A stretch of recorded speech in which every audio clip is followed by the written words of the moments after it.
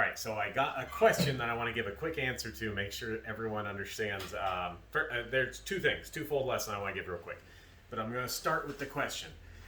Someone had asked about losing their footwork as their legs get compromised during training, right? You start out all right, but by the end of it, your legs are too gassed, and you start compromising your footwork while you're training. So, first off, if you honestly hit a point where it's becoming too hard to maintain your form while practicing, take a break. That's your cue to take a break. So that's first off. But also, there'll be times when you're in melee or you're out there doing a prolonged fight and you want to keep going and you realize you're starting to compromise your form. So what do we do on this? First, when you're doing your basic training, right? When you're doing your practices that involve mostly just you want to make sure that when you get your on guard stance, you're getting a little wider and a little lower so that you're building those muscles. You're making them stronger.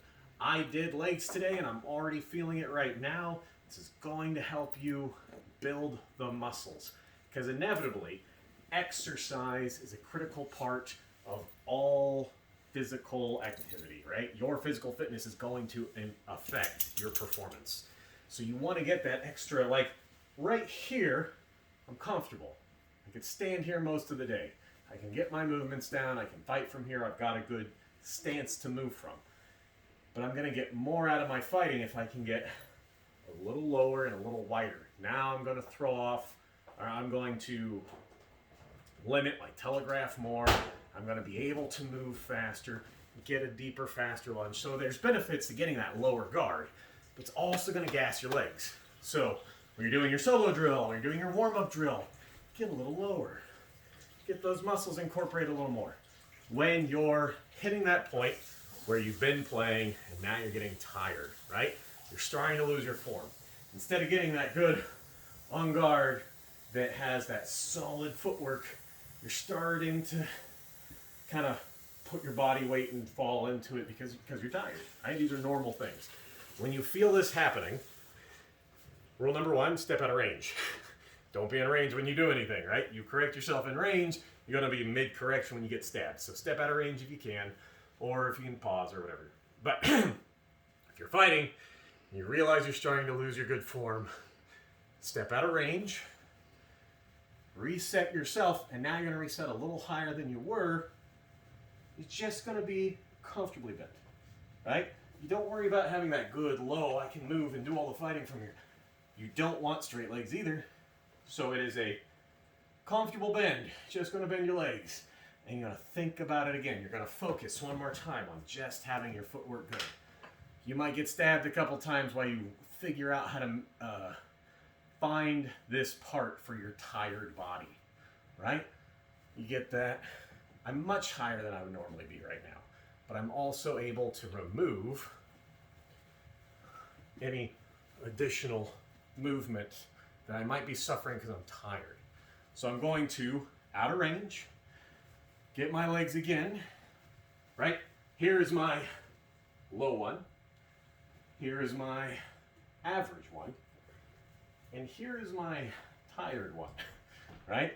You want to be able to shift between as you feel the exhaustion coming. When I'm in my tired one, I'm not going to have as much mobility. I'm tired. I'm already compromised. But what I don't want to compromise is my telegraph, right? I want to give my opponent any extra time by having my movements incorporate any additional movement. So narrower than usual, right? But I can still maintain my good footwork. If it all starts to go out and you really just can't do it anymore, seriously, that's your time to pause. Go get water, take a break. You're training, you're building and improving. And rest is part of that. So make sure you take that too. So there's my footwork question I want to answer. Thank you for the questions. They help. Second thing I wanted to bring up is I hammer form a lot, right? We're always talking about good form. You should lead with the edge. You want to make sure your footwork's good. All of these things that we really focus on, make sure we have good form. So my question for you is, when do you break form? When do you not follow these forms I've taught you? When do you go into a different position, something unnatural, you compromise your balance, things like this? When do you do it? And this is what I wanted to bring up, because I feel like sometimes we get easily caught up on focusing on such good form that we never want to screw up, that we neglect the fact that if you find a situation where you can break form and be safe, you can. Now, you know, be safe, okay?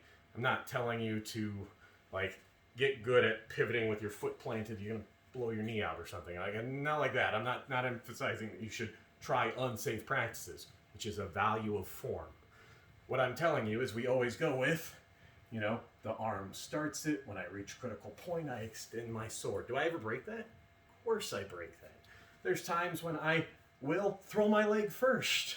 My shot comes later, right? There's this big exaggerated one, so they'll start to parry before my shot comes, and then I can throw after their parry. But I'm doing this on purpose.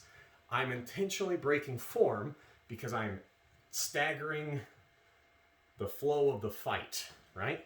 I have established a tempo, now I've broken it, right? When you're able to control the fight by breaking your form on purpose, you can change the fight. You take back the fight and change it into the dynamic you're looking for, okay? So I'm just saying here is don't get so caught up in form that you feel like you can never break form. There's times when you will. Just make sure you're doing it on purpose. Don't make this an accidental thing. You don't want all your lunges to be all wonky because now you've built a pattern, someone's going to break and you're going to die. But if I have perfect form all the time, I still have a pattern. So you want to make sure that you're able to shift in and out of that perfect form when the situation arises. It's a higher level thought. If it doesn't make sense yet, don't worry about it. I'm just telling you, don't get so caught up on doing perfect form that you feel like you can't do other things. That's a myth, right? Take care of your body, stay safe when you're fighting, but be flexible. Be flexible. All right, that's it, guys. Thank you.